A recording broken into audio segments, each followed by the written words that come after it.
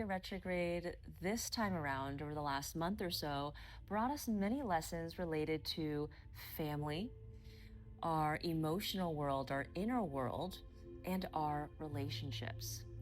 And yes, it might have felt a little bit messy over the last few weeks, but this messiness, this rumination, this contemplation is truly meant to kind of bring more clarity. So in the coming days, in the coming weeks, you'll find more clarity related to those topics.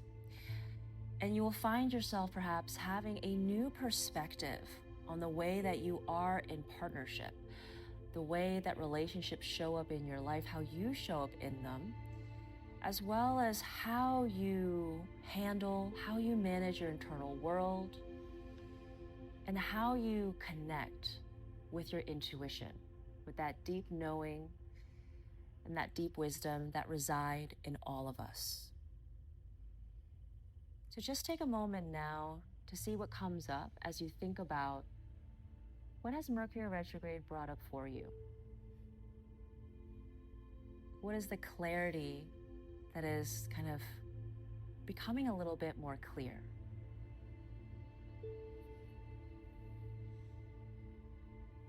You may feel that there's still a bit of intensity or even some distance that you kind of want to have with your emotions.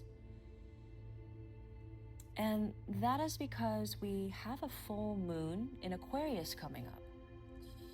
And full moons are usually more emotional. They bring up a lot of feelings. It's about releasing, it's about celebration, it's about really seeing all of our manifestations.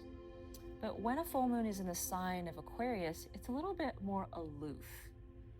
And so I invite you to think about things that you may be avoiding.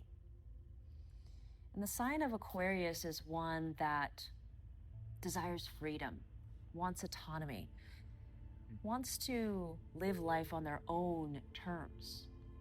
And this full moon is very poignant. It's very important because if you've kind of been with me over the last few months, maybe even follow me on social and see the forecast I've been putting out into the world, sharing about what 2026 is like.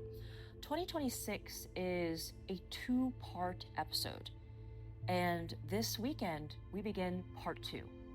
And it's really kind of like even a perfect moment because it's in the middle of the year that we make this change. But what we are ending, what we are completing are things related to, allowing ourselves to release control, allowing ourselves to prioritize wellness. And what does it mean to feel burnout and kind of how to reduce that in our lives? And knowing that sometimes, the plans that we have for ourselves, they don't work out the ways we want them to, but that doesn't mean that there isn't something better and grander for ourselves. It has truly been a lesson of leaning into faith and trust and really being in the process rather than wanting to get to the destination. So these lessons are coming to a close, and so it might feel a little bit intense, as these last few days before we kind of make this change. And this change that is coming up has everything to do with this Aquarius energy of freedom, of liberation, of bringing together community. Most importantly, it's about values. So in the latter half of the year, it's going to continue to build upon things that we've already seen so far in terms of you will no longer be able to live in incongruency. And what does that mean? Anyone in your life that does not align with your values, what you find important, you're going to start to shed and let go. And with this full moon in Aquarius, you might be experiencing this already. And this could look like really seeing quite clearly that this job that you have is no longer in alignment to your values. It could be certain relationships that need to change. Like you need to show up differently because you're not happy in these relationships. You feel like there's more that you're giving than receiving. So be curious about how the desire for freedom shows up in your life. And this change also means that we are looking and seeking to find more ways to feel confident from the inside out.